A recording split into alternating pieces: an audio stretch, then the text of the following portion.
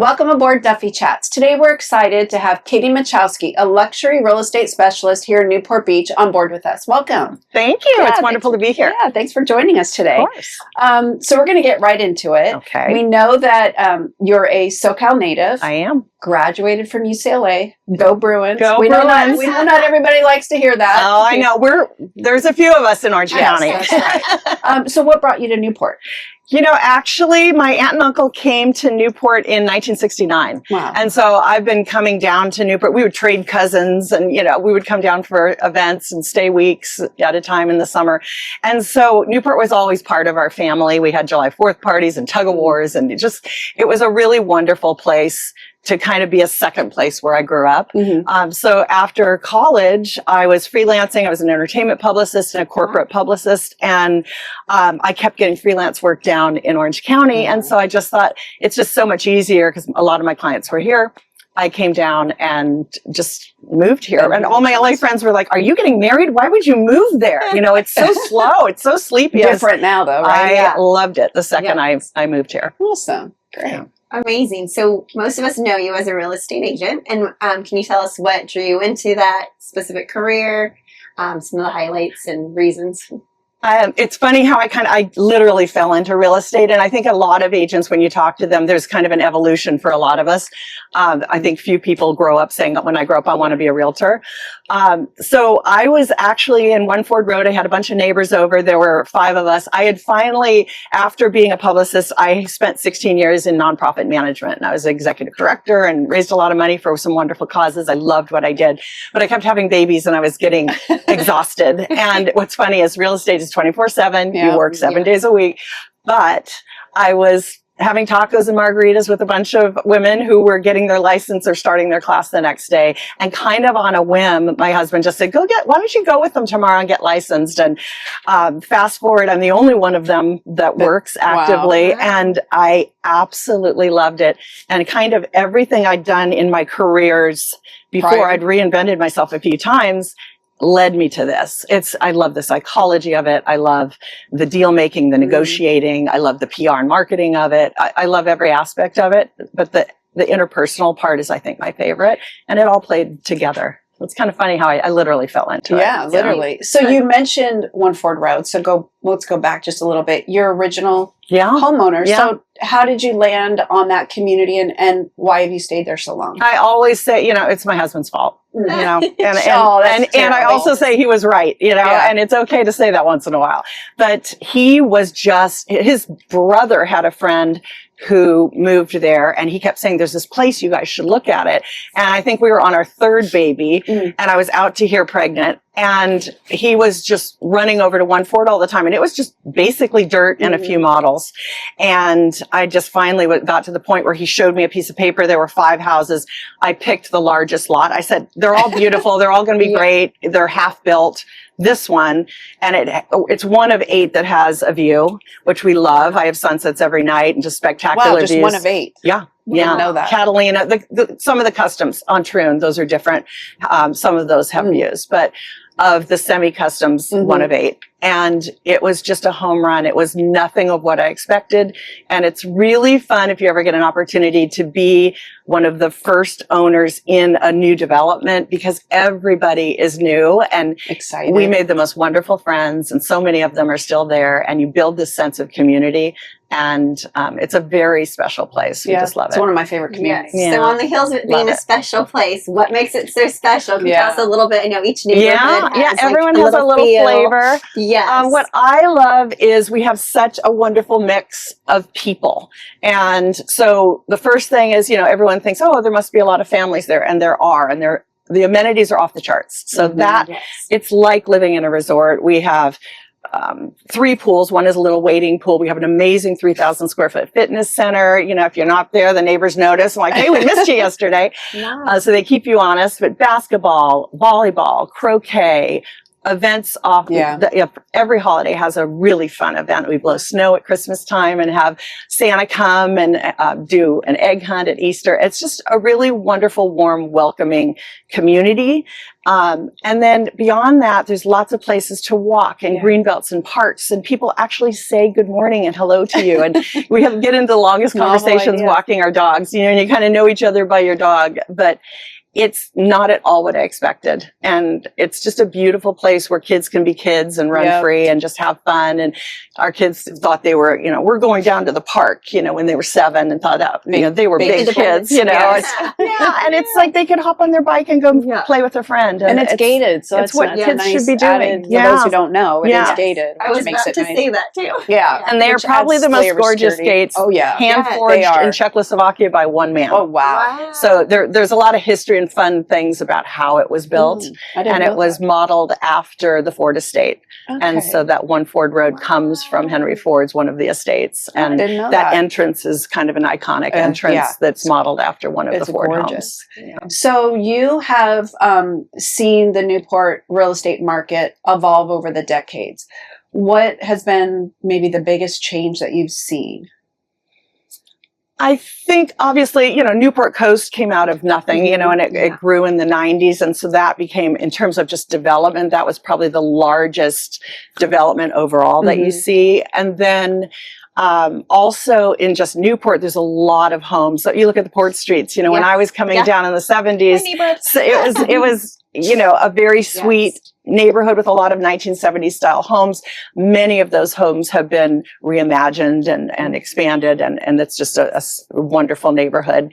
I would say overall it retains a very small town feel, and I love that aspect of Newport. And in terms of real estate, yes, it's growing, and we hear about, condo towers growing, and cities are being tasked with building density, and you have to meet certain amounts of residences that are available. But other than that, it's somehow maintained a really special place. Where else can you find this many homes on the water and have so many different environments? So I think that's what's special about it. And kind of blending the old with the new, so you get the best of both. Yeah. So if you were showing one of your clients what the neighborhoods here in Newport Beach, which 3 stops would you choose just here in Newport in general to take them to? Well, in terms of showing a client, the first thing I'm going to do is spend a lot of time talking with them. So I'm not going to have that preset notion. It's going to be what matters to you. Tell me, what are you looking for? Are you looking for a view? Are you looking for somewhere where your children can go find a friend and hop on their bike and you feel safe about it? So it's really, that would be very, very custom to the client. If I want to just get them familiar with what Newport has to offer, I would say one of our favorite things to do, my kids love Trader Joe's. And so we will make our pilgrimage to Trader Joe's in Crystal Cove, actually. And one of their favorite things is you come, and it never gets old. That view. You come down and you see that view of the harbor and all of the homes. And it's such a great snapshot of what Newport is. And Corona Del Mar is also kind of a suburb of Newport, has its own zip code, but it gets the Newport services. So it's part of Newport, and you see that stunning view, and I think that is a great snapshot. From there, I think I would take them, you're down Jamboree, so we've got to make a left turn on Balboa Island, because that's one of our most iconic islands. We have lots of islands, but that's a really special one. And Marine is our main street. It's kids will say that live on the island, I'm going to go downtown to the candy shop. And they go downtown. And then you got to hop on that ferry that's been around forever, cross the People ferry. forget about that, All of our out-of-towners love it. And then make a little pit stop at the beach and walk on our stunning beaches. From the moment I learned to walk at Newport Harbor Yacht Club on that tiny little beach. I took my first steps there. But those beaches are as stunning and as beautiful as they were in the 60s, 70s, 30s, 40s. So I think you have to show people the beaches. I love that. Yes. Yeah. So what do you think is the most underrated, or I guess underrated neighborhood in Newport Beach, if there is one? I don't know if it's And if that's the right underrated, word. but I think if we're thinking like investment opportunity, two things come to mind. If it's Newport, there's a really interesting part of Newport. We actually lived in an unincorporated part of Newport before we were in One Ford Road. And that was funny because we were a Newport address with Costa Mesa Services and Irvine Ranch water. So the joke was like, who are you going to call if you need a fireman? You know, but they showed up. But that windy little serpentine area along Irvine Avenue, kind of over toward Costa Mesa. It can be Costa Mesa here, and then it's Newport, and then it's back to Costa Mesa, and then it's Newport. And I think there's some really, really special opportunities in terms of building and renovation. Those are good investments. And the other one, I think, if you're very patient, and this is not Newport, but I would keep an eye on West Side Costa Mesa, because you look at East Side Costa Mesa and then it jumped to Mesa Verde, and there was this renaissance happening there. And then pulling into College Park, it's coming back this way. And that means West Side Costa Mesa. And I think if you're an investor and you're patient, that's a really, really important part. You know, we say Newport, but Costa Mesa is right on the border. So it's a good thing if you're a Newport resident, if you're looking for investment properties. Good tips. So great. If you could change one thing about the real estate industry and how it operates, what would it be? There's kind of a hot topic right now in our industry, and it's about our MLS. And an MLS is basically a trade organization, and we, as agents, we have to join an MLS. We need the MLS. We love the MLS. It's a great resource. But there are times when a seller has privacy, concerns. There might be a life issue going on in that they don't want the whole world coming through their home. They want a private sale. But if we have a listing, we absolutely must put that listing on the MLS. There are some ways that we can delay that. But, and I always say, if you want the top dollar, broad exposure is the best way. We want to get you on the MLS. Absolutely. But there are times when a seller has certain feelings about how their home is going to be marketed. It's their home. Sure. They should have the ability and the power to market their property however they want. And our founder, Robert Refkin, who is an incredible human being, and some people call him a disruptor. He's too nice of a man to call him a disruptor, but he is a disruptor in very good ways. And this is Compass, by the way. Yes. Founder at Compass. He's just an incredible human being and a wonderful, inspiring leader. So, Katie, if there's one thing that you could change about the real estate industry and how it operates, what would that be? I would say that in our MLSs, which an MLS is like a trade organization. So realtors are required to join an MLS. Or you join a board and you join an MLS, you pay dues. And there are rules and regulations, which are perfectly fine. Sadly, there are people in the world that can't police themselves. So that's okay. We want to make sure everyone's operating in an ethical and fiduciary manner for their clients. But clients who are selling their homes should have the ability to choose how their home is marketed. And sometimes there are life events happening. They might be a public figure and they want a quiet sale, a private sale. There just may be reasons for a seller to want their property marketed in a certain way. And MLSs require, if you have a signed listing, to put that property on the MLS at some point. And if you don't, you get fined. And they're heavy fines. And to me and to a lot of us in the industry, our CEO founder of Compass, who's now the founder, we purchased Anywhere, which is the Coldwell Banker family corporate, and we had a major acquisition, acquired a lot of companies. Robert, who is the nicest human being in the whole wide world, is very passionate about sellers should be able to market their properties the way they want to, and their agents shouldn't be fined for it. And so if I'm taking orders from my client, if they want their property marketed in a certain way, that should be allowed. So we're not anti-MLS by any stretch. Broad exposure on the market is the best way to get top dollar. But sometimes a seller has other reasons and motivations, and they should be allowed to market that way. So we've got to fix that. Do you think that change will come? I think so. I think we're getting there. I think we're making progress. That's good. Zillow used to ban any listing that wasn't, that was privately marketed prior, and that stopped, after a very long conversation with them. So I think we're making some progress. Zillow is a platform. It's not an MLS, but interesting. We're getting there. All right. Yeah, it's about client. It's all about the client. Right. Makes sense. Yeah. I mean, seems logical. Yeah. So what you've seen a lot of homes, probably a lot of interesting stories. You could write a book. I would love to write a book. Yes, I know. Some really wonderful, fun, endearing stories. Yeah. But what is one of the most interesting things that you've found at a home that you visited or represented? An item that I found? Maybe, yeah. Oh. We've had a lot of really funny stories. I think sometimes when you're just caught off guard, one of the funny ones was I walked into a home, and oddly enough, that day we had seen homes that just had the funniest animals in them. And we went from one house that had chickens, which you kind of see that more and more. Back then you didn't.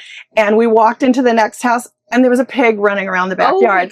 And we were just little guy, or like kind of a big size, medium size pig. And it was just like, I didn't know you could have pigs. And we were maybe not. yeah. It was just one of those days where you just think, what is going to happen next? Funny. And we had a good laugh about it. And it makes your client really, you build a really fun camaraderie when you run into funny things like that. Yeah. And then they start naming the houses, the chicken house, the piggy house. Yeah. But those are some kind of just silly, fun things that you run across. Yeah. That is really funny. Dogs that bite, try to avoid them. I bet a lot of that. Yes. Yeah. So, Katie, what's the most emotional win that you've ever had? I think going way, way back, it was a moment where I kind of thought, this is why I do what I do. Mm-hmm. And I've had a few of those that are just special sales. But one of them was a guy would wash my car every Saturday, came to our house, washed our car. They had three boys, and she was pregnant with another. And one day the wife came to me and she said, would you help us buy a house? And I would love to help you buy a house. And so we went through, looked at houses, and on closing day, their youngest was standing in front of the door, and we were just kind of doing our walkthrough, and he was standing at the door, just ringing the doorbell incessantly. And Jenny was just, oh my gosh, I'm so sorry, I'm so sorry, I'm so sorry. And she not grabbed him gently and, guided him away from it. And she said, I'm so sorry.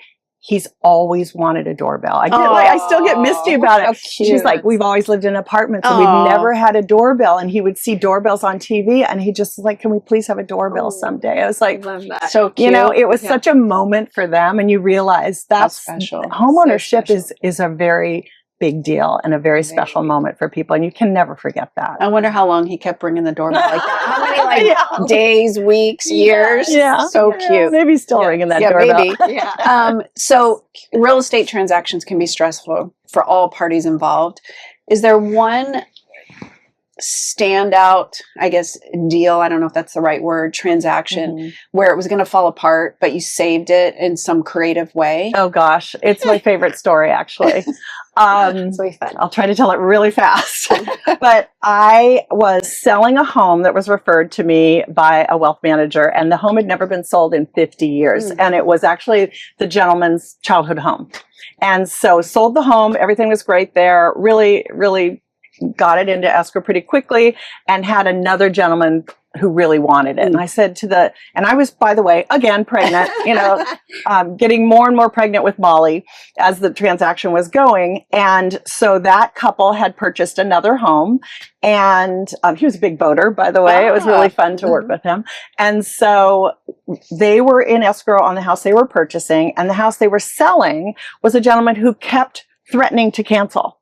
And I'm getting more and more pregnant. So finally I said to the other agent who had a client who wanted it very badly, I said, why don't we negotiate into a backup offer? Why don't you have him review all the disclosures, because this baby's coming, and why don't we just tee it all up? You can even open escrow subject to cancellation if you want to, because we need to tee up. We had a lot of timing that was really tight. Well, of course, the day I'm in labor, buyer number one cancels. Wow. And the agent's calling me. It's like, he's done. I am so sorry. I'm so upset with him. I can't believe it. I'm like, it's okay. It's okay. And he said to me, are you in labor? And I said, at the time it was Braxton Hicks. And I said, no, I'm okay. I'm good. That's my fourth baby. I know what it is. I hang up the phone. He was like, if you're in labor and because I called you and told you this bad news, my wife's going to kill me. Oh, wow.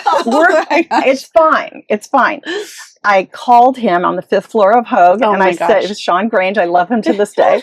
And I said, Sean, I'm in labor. I'm on the 5th floor. I sent you the cancellation. I pick up the phone to buyer number 2. I'm waiting for a bed. I'm literally in contractions. Wow. And I said, Julia Bland was the agent. And I said, Julia. And she kept telling my clients wants you to know that his knees hurt. And I said, why do his knees hurt? And she said, because he's been praying for this house. So I called her on the 5th floor. I said, Julia, tell your client to get off the floor. He's got the house. He's in escrow. I'm having a baby. I'm going to go have a baby. And so we had Molly, and everyone came to visit me. And it was so much fun. And the sellers came to visit. My sister was there, of course, back and forth. But it was just one of those crazy moments. And thank God for epidurals, because I got a lot done. And we laughed because back then I had a BlackBerry. iPhones weren't even, they were just coming. And it was just this crazy, crazy time. But the funny part was when people would meet Molly, they kind of knew some of the transactions. She said, why are people so excited to see me? I said, because you were part of my title rep came to see me. Wow. I mean, it was like, it was really, really funny. So this is 24/7 real estate at its best. Yes, right? it is. Yes, No it is. days off. It can be done. Yes, exactly. But that was a great way how we kind of saved it for our clients, and they were able to purchase the other house. I mean, that was the thing. Wow. We couldn't have a dumpster fire happen. It's just like we had to keep this moving. That's so special. Just it a was testament to your dedication. It was to your fun. clients. It was so fun. Wow. And just That's planning. amazing. We had it teed up. So, Katie, what's the most unusual must-have amenity that a client has asked for?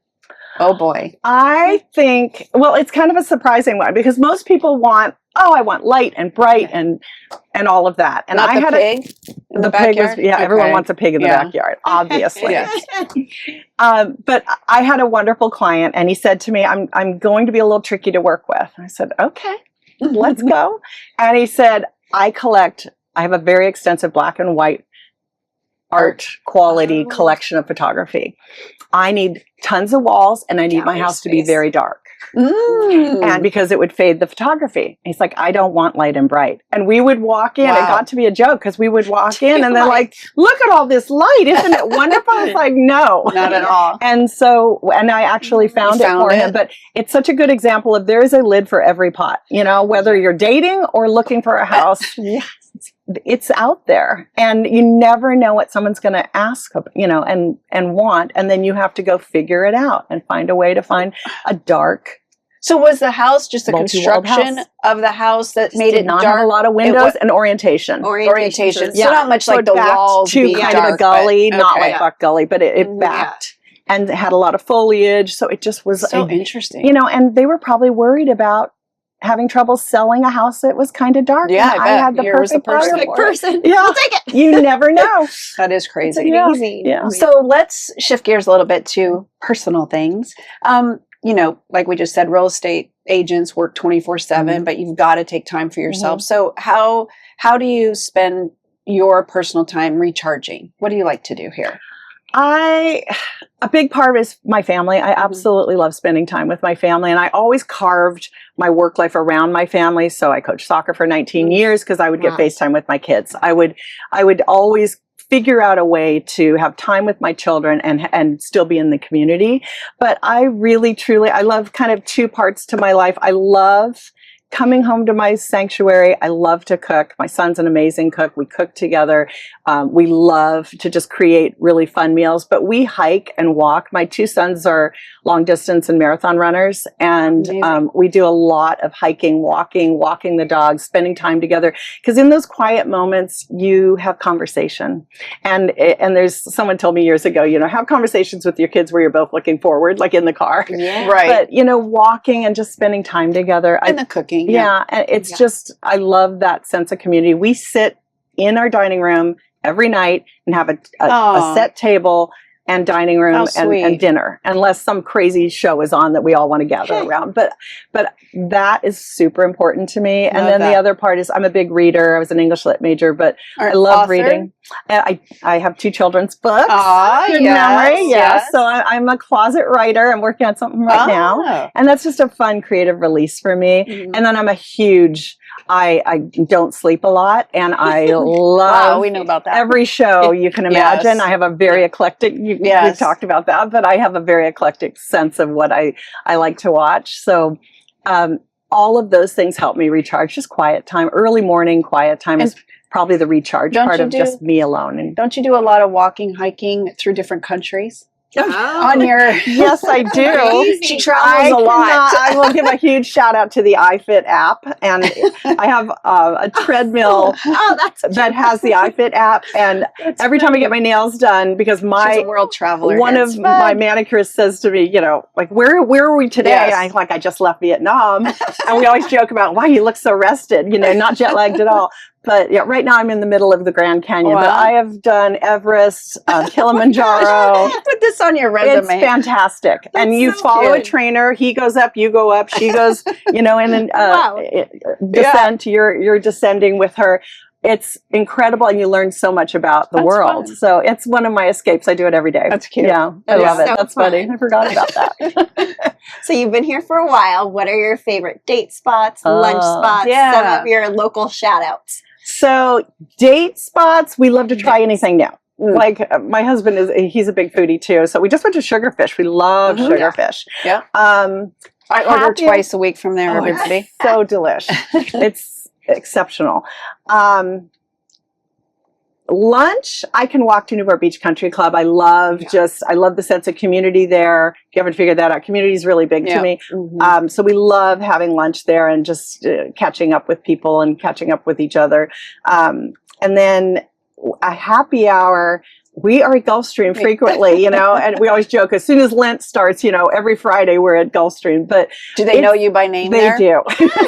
They know. All There's of them. Yes, there's a running joke. When I had braces, they would bring me a straw for my red wine. They still do it. Oh, that's But it's fun to just, you run into so many people and Yes. you can catch Yeah. up with so many people. And I love that.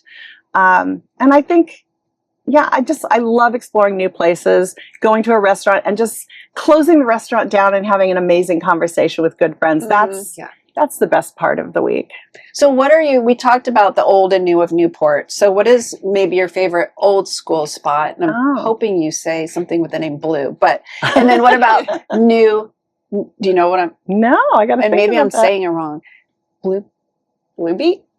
Oh my gosh. And then a new place. So an old school and a new school Oh, that's place. funny. Well, old school for dining has Okay. to be the old Arches. Because Yes. when I was having Molly at that fated delivery, my husband was hungry and I sent him down to Arches, which was closing. Oh, And Arches is now a restaurant, Yeah. you know, but if you're a newbie, you know it as but if you're old school, you know it as, it was the Arches. And, you know, John Wayne, Errol Flynn, Marilyn Monroe, Rosalind Russell, like you name it, they were all sneaking down to Arches Yeah. for dinner. So I sent him down there for one of the last dinners Cute. that Arches served. But so old school, we love we love Nick's. That is yeah. for new school. That is exceptional. That katsu salad, I dream about I have it. it all the time. Oh That's my my gosh. favorite too. It's incredible. love I it. think we finally have a place Yeah. that will stay in that spot. I think Right? you're right. Let's hope. I think you're Yeah. absolutely right. But I did meet my husband Yes, tell at us. the Blue Beat Oh, So that, that's back in the day. That so is that so has fun. to be on Yes, the I top did. list. And I just accidentally told him where I lived. And he ended up writing me a letter to Katie Westermark because he had just moved out of 21 and I had moved out and I lived at 17. I said, we just missed on the same street. I said, we just missed each other. And then I thought I just told the axe murderer where I live.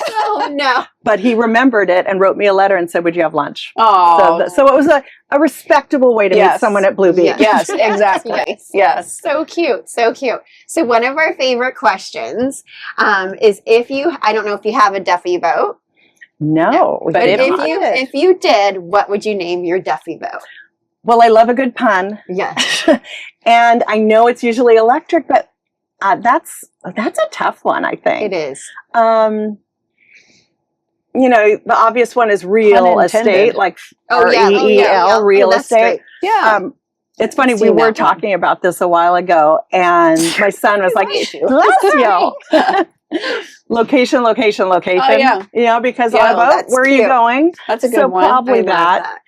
Cute. There's another one that we always try to make up a word with all of our initials as a family. Did you And there's make- only that's cute. one word. What is it? It's makers. MAKERS, Oh, makers. You almost So would that's have to. kind of my I favorite. think so. Yeah. You're I'm a such softie for the yeah, family. For the family. Yeah. Cute. Yeah. That's Well, so thank sweet. you so much for joining Yes, us. this What a has been great so fun. conversation. Yes. Thank Lots you. of little Thank you. tidbits I that we love all it. got I to know. learn So about the fun. real estate industry, Ford local Road. favorite, Yeah. investments, Yes. opportunities. So thank you so much. My pleasure. you. Thanks for having me. You're And welcome. it doesn't get any better whether it's foggy or sunny. I know, You know, it's you so cannot wonderful. lose on Jeffrey Ride in That's Newport right. Harbor. Yeah. Thank you. Thank you.